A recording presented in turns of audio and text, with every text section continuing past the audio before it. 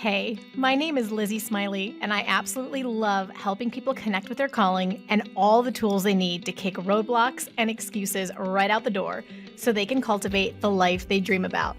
If you want to launch, grow, pivot, or scale your Etsy shop, or you've always wanted to develop the mindset and skills to run your own business, then I'm your girl. I've had that entrepreneurial spirit going strong since my very first lemonade stand, and now I'm a work-at-home mama with multiple online companies and a full-time Etsy shop, all while being present with my kids for the everyday chaos and most important milestones. On this podcast, we'll talk about all things business, mindset, Etsy, creativity, dazzling our customers, and so much more. There's plenty of room at this table for you, so scooch on in and let's go. I'm holding nothing back. Welcome to How to Sell Your Stuff on Etsy. I'm so glad you're here. Hey guys, welcome back to the show this week. How are y'all? I hope you're feeling inspired and creative and capable and future focused in your lives and your Etsy shops. And if not, well then perhaps this is the perfect place for you to be today. And I'm super glad you're here. I love spending this time with you. Thank you for listening. I hope it's helpful. Today, we are exploring a totally new topic for the podcast. We are talking about other sites that are like Etsy that you might want to check out if A, you want to grow bigger than Etsy can take you right now, B, Etsy isn't working well for you right now, C, you're curious about other audiences, or D, you want to sell something that Etsy doesn't allow. So in full transparency, I have not personally sold on any of these sites myself. I've never gone that direction. So I'm not bringing you insight from my experiences. This is totally based on research I did for us. But if you guys like this episode and this topic, let me know. Like DM me or email me especially if one of these jumps out at you, and I will see about bringing in dedicated experts who can talk to us about these in more detail and from personal experience. I just want to make sure I hear from several of you and that I'm not boring you. If you'd rather me just like stay a little more in the Etsy zone, that's kind of not my like long-term vision. I want to give you guys lots of ideas, but like let me know. Okay, it's like your feedback is super critical for this. So with that, let's dive into the research. The first Etsy alternative we are looking at today is, I want to like drum roll, but I feel like it's going to sound awkward. So I'll just say it's Amazon Handmade. Did you know, most of you probably did, but maybe some of you didn't know that Amazon literally has a category for handmade items. Yes, you can sell your creations on the Amazon Beast in a way that is similar to Etsy. Amazon handmade sellers are quite elite, but if you already sell a really amazing made with your hands product on Etsy, this could be such a great move for you. It really could be. You have to apply and get accepted to their program, and they're strict about their policies. They take their handmade artisan community really seriously, but that can be such a bonus for us too, right? When we think about some of the things maybe we don't love about Etsy, it means that the space is protected and excellence is expected. So the first step is to create a professional seller account, which costs $39.99 a month. Then you can apply to Amazon Handmade from there. And if you're approved, that $39.99 a month is actually waived. So they're good to their handmade artists. And I am sure if you're declined, you can then cancel your seller account if you want to go that direction too. The rule is all products must be made, altered, or assembled by hand by you, a member of your collective, or an employee. So, and in terms of fees, you ready? There's a 15% transaction fee taken by Amazon for every sale. So it's steep, but it's Amazon. Like think of the crazy traffic they could drive to your products. And so from there, you're just going to find ways to build those expenses into your sales price. It's a decisive move, right? So it would be a different category on Amazon, but you could also absolutely sell your digital or print on demand products over there too. If you've got some that are doing really well on Etsy, they'd likely sell on Amazon too. So it's something to think about. It would be, if I were you and I was in digital or print on demand, I'd probably like go to YouTube and I would search sell, digital products on Amazon, and you'll probably find a ton of information if you want to like really dig into that. For some of you who are really ready to scale your businesses, this could be a powerful next step for you. So, of course, I will link click over the link for Amazon handmade programs down in the show notes, so you can just skip over there and look at it more in detail. Next up, we have the marketplace site called Store Envy. So it's spelled Store, STORENVY. So they've smushed the two words together and took out one of the E's. Store Envy. And it has been around since 2010, which I couldn't believe. And it had almost 2 million site visits last month. So, I mean, in comparison to Etsy, Etsy had 388.5 million. So Store Envy has a lot less, but I mean, 2 million is not too shabby. Store Envy is not specifically handmade. It's not a specifically handmade site, which might open up more opportunities for some sellers. But they do have a list of, not allowed items, which I'll link for you in the show notes so you can take a look in case you're curious. But it's stuff like you can't sell weapons or adult toys or hazardous materials or live animals. Of course, you can't sell someone else's intellectual property. But otherwise, it seems like there are a lot more possibilities than what we see on Etsy. And so Store Envy calls themselves an e-commerce platform for brands, which is a bit different from what we're used to. Their site says they currently have 56,000 brands, they're calling them brands, selling their products on the platform. Okay, so I feel like the Store Envy site, when I was visiting it, it's not as fancy as Etsy, but it's very clean, attractive, easy to use. It feels current, which I like. And I think the fact that they're focusing on attracting brands is bringing in like high quality sellers. So the photography you'll see on a lot of the listings is top notch. It just feels more professional, more comparable to Etsy. And I was pleased to see this, especially compared to the feel of several other sites that we'll look at today. This definitely felt more like a comparable marketplace to Etsy, except for the traffic. Store Envy offers a lot of customization for your shop and brand if you want it. You can you can get in there and make it all your own, but also the platform allows for a very simple setup, just like an Etsy shop, if the bells and whistles just aren't your thing. The basic platform for Store Envy is free to start, but they do offer payment plans if you want to add more features. So I kind of like it. They're letting you kind of customize. They also have a 15% transaction fee when you make a sale. And their motto is they don't get paid until you do. I don't know, these numbers, the percentages are kind of, okay, all right, we got to plan for more profit there. Our next site is called Ruby Lane. Ruby Lane is a great site to sell vintage items, ranging from art, jewelry, clothing, dolls, pottery, antiques, glass, silver, and collectibles. They get an impressive 1.5 million visitors per month. I was happy to see that, especially for like strictly vintage. In my research, I found a site called E-commerce Bites, which puts out an annual report that I was interested in. It's called the Seller's Choice Awards, and they rank the top e-commerce sites in order of like seller satisfaction. So in 2021, Ruby Lane came in third place, which I mean, for a store I've never heard of, that's not bad. It was above Etsy in the rankings, which Etsy was fourth place. And then for context, eBay was the number one. And another site that we'll talk about called Bonanza was number two. Super interesting. So Ruby Lane, where you been? Okay. Ruby Lane very much feels like an online flea market, I thought, only a bit cleaner. It's sort of like an antiquer's digital paradise. I do think the site is well organized and clean looking though, which was nice because you're seeing a lot of pictures of older things, which just naturally is going to affect the aesthetic, right? Searching is easy. Everything is well laid out. I mean, if I were into vintage, if that was my thing, I would run and not walk to check this one out. Ruby Lane does not charge a listing fee so long as you list at least 15 items a month. So they're rewarding consistency, which I thought was interesting. There is no cost until you sell, and then they take a 9.9% transaction fee.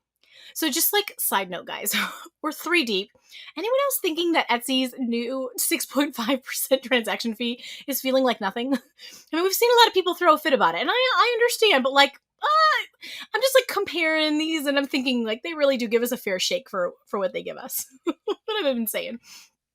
Number 4, Bonanza. So let's talk about Bonanza since I just mentioned it. I had never heard of it before, but they were number 2 on those Seller Choice Awards after eBay. They had 3.4 million site visits last month, which I was very happy to see. I think so. Bonanza is like a cross between eBay and Etsy. If eBay and Etsy had a baby, it might be Bonanza. Their tagline is find everything but the ordinary. Um, I liked it. It appears that there's a lot of freedom about what you can sell, but they're not going to have as much customization available to your shop on the platform. So you're not seeing the bells and whistles. It's a much simpler aesthetic. It's not explicitly considered a handmade platform, but they did have a specific list of what's not allowed, which I'll link for you in the show notes.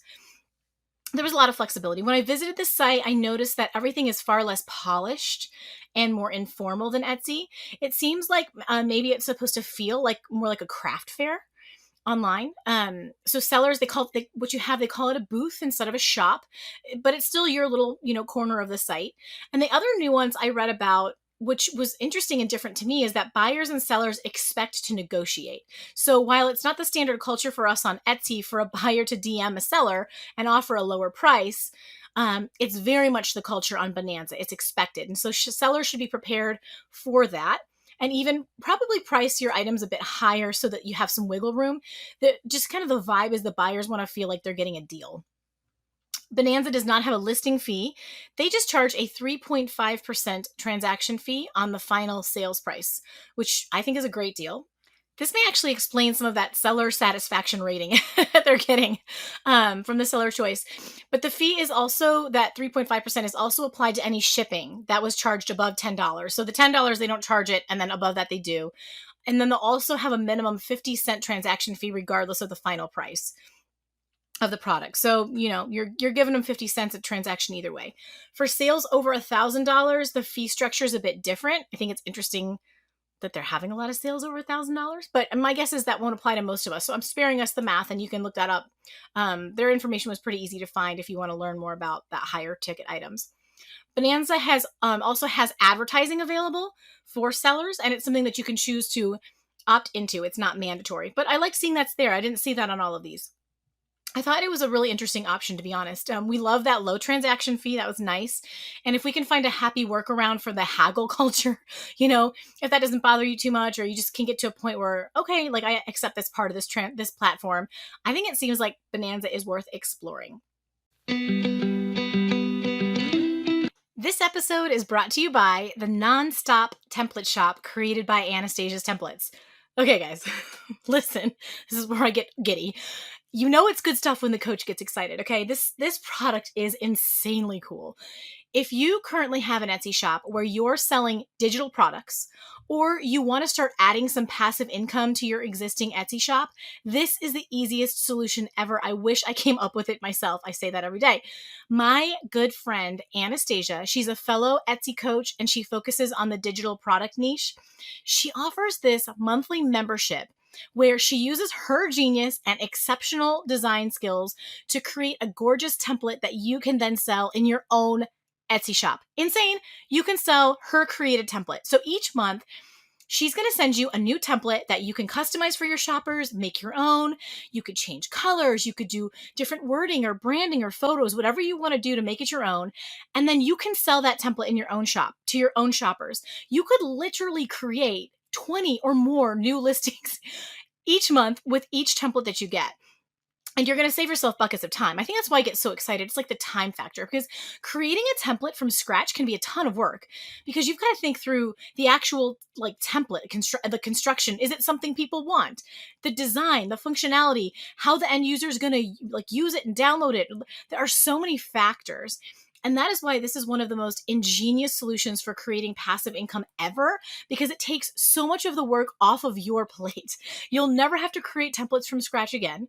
And you're going to get tried and true designs by someone who has mastered this niche. I know I'm gushing, I know, but I'm so excited for you because the path just got so much easier with this solution, and by the way, her monthly membership for this is a steal. So check it out. Save yourself time. Start adding passive income to your wallet. You can see all the details and bunches of testimonials over at howtosellyourstuff.com/template. Again, that's howtosellyourstuff.com/template. And I cannot wait to hear your results. Next up is a site called Aftcra. AFTCRA. My research showed that it only gets 22.9 thousand monthly visits, which does not excite me.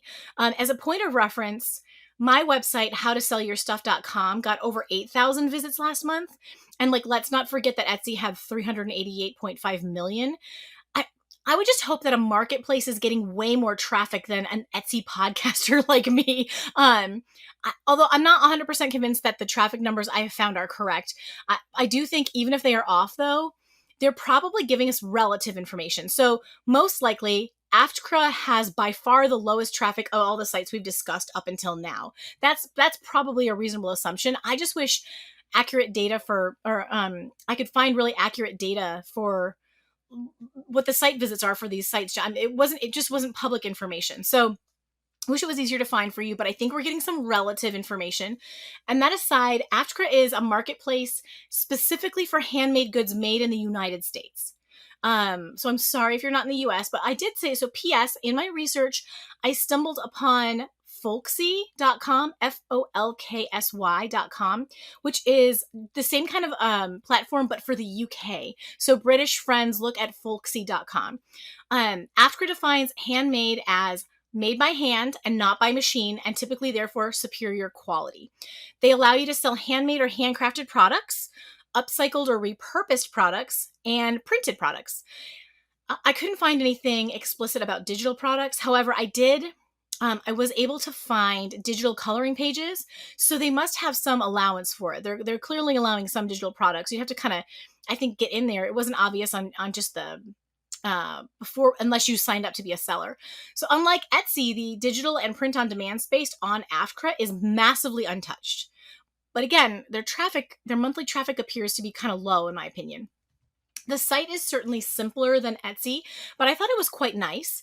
They've done a good job creating an online marketplace that doesn't feel sketchy, which I think is key.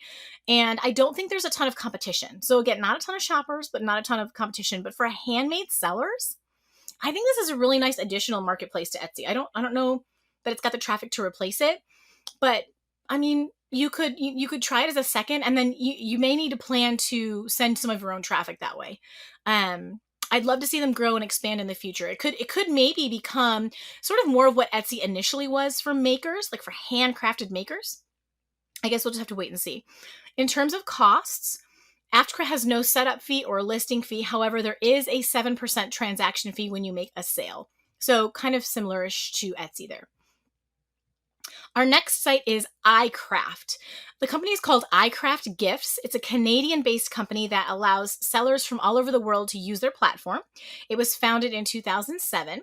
They had 35,000 visits last month, according to that site, similarweb.com, which is the resource I use to check all these sites that I'm not totally confident in. I just couldn't find anything else. The iCraft site itself, none of the other sites did this, but iCraft claims they had 1.3 million visits in the past 6 months. So, I mean, that suggests a really different monthly visit count than what similarweb.com was saying. So, I mean, do with that what you will. Neither source is perfect. But if what they're saying is true, it does make a much more interesting platform from a shopper traffic perspective. iCraft calls itself the place for everything handmade. And the info page for sellers did not give clear guidelines on what they allow. That was kind of frustrating about this one. It just had a block of handmade items. But I kind of scoured the internet and found that apparently you can't sell vintage items or craft supplies. And I also couldn't find any evidence of digital items either. So I think we're really in the handmade space there. The site is pretty basic, but I didn't hate it. Everything is far less polished. So it kind of like surprised me after seeing all the top-notch photography on Etsy that we see. And then again, on Store Envy, I liked that they had that higher end feel. There's just like a lot of ugly and even slightly blurry pictures on products. Which I guess I saw on several of these sites. So iCraft kind of reminded me of what Ravelry, if any of you ever used Ravelry years ago, it was a site for fiber arts. It just, real basic website. I mean, I think the positive is if they're getting traffic for what you're selling and you have better pictures, because we have talked about this and Lizzie has hounded you about it, you could potentially really stick out on iCraft. I think it's interesting. I found it easy to navigate, and their search tool I thought this was cool. It has a lot of features. Like, in addition to a normal search field for keywords, you can explicitly search by city or state or country. If you're trying to source something from a particular place, I thought that was really neat, and intuitive. It was easy to use. To get started, you pay a one-time $25 registration fee. And then they have a monthly membership of $15 a month, which goes down if you pay for several months upfront. Interestingly, they have zero listing fees, no transaction fees, or any other fees. Like, you're just paying $15 a month and the 25 up front, which, I mean, it's such a different model. I thought that was kind of cool. Like, just depending on what vibe you like better, that could be a good fit. And then finally, number 7, we have eBay. I think we really can't complete this discussion without mentioning eBay. I guess to me, it feels kind of like the wild, wild west. And I'm not trying to get into a negotiation with every customer about the value of my products, but it is tried and true. It was interesting to look at it. People shop there constantly. They get a ton of traffic. In fact, 784.3 million monthly visits, according to SimilarWeb.com, which kicks Etsy's butt to like almost double, right? Etsy had 388.5 million. So, you have to approach eBay with a different mentality. And if you can do that, it may be a great second stream of sales for you. Seriously, because of the traffic, the shoppers. And let's not forget that it was also the number one seller's choice for marketplaces in 2021, which is kind of amazing for as long as it's been around.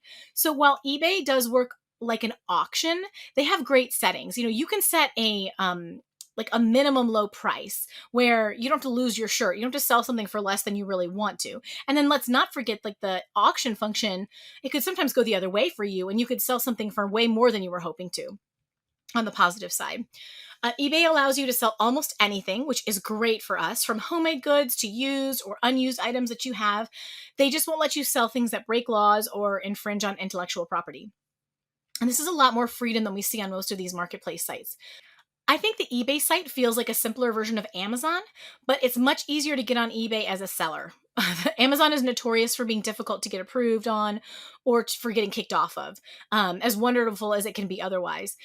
eBay is just a lower barrier to entry. And in terms of fees, the structure on eBay is more complicated. So I'll link their full description in the show notes of how they break their fees down. But essentially, eBay charges a 10 to 15% transaction fee for the final value of the item, because of course, there's going to potentially be bartering happening. So whatever the final price is. And then your first 250 listings are free. And after that, it's 35 cents per listing. And that's our list for today, guys. Super interesting, right? I mean, I know that was a lot of data, but I mean, I hope it kind of got your wheels turning. And I really think there was a possible solution in the mix for almost anyone and everyone to expand or pivot or add another stream if you're curious, or even just understand. Like, sometimes it's great just to have the knowledge, just to know what else is happening in the marketplace. So with that, have such a great week, and I will talk to you next time. Until then, go make something awesome. And that's a wrap on this episode of How to Sell Your Stuff on Etsy. Thanks so much for hanging out with me today. If you're looking for more resources, head on over to howtosellyourstuff.com, where you'll find podcast show notes, all the links from today's episode, the blog, courses, coaching, and more. If this episode was helpful to you, awesome. The greatest compliment I can receive from you is a rate, review, and subscribe on this podcast. Not only will it allow us to connect again on a future episode, it lets me know I'm providing you with value and helps other people find this content more easily. From the bottom of my heart, thank you for your support. Have a great day and see you next time.